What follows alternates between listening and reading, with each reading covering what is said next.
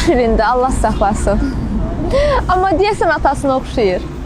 Git kızım, git oyna. Çok sağ olun. O benim himayemde olan kızımdır. Himayənizdə o necə olur? İlk defa Leylan'ı görəndə ona qanım çox sindi. Mən də onun himayədar anası olmağa qərar verdim. Nə maraqlı.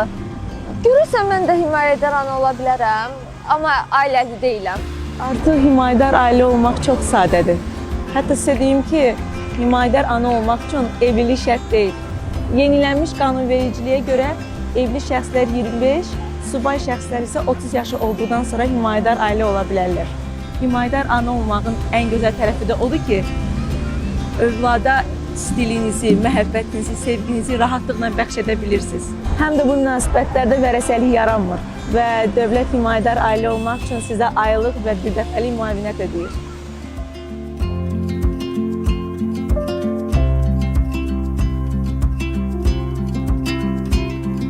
Hər zaman sevirəm demək istəyirsənsə, sən də himayədar ailə ol. Daha ətraflı 142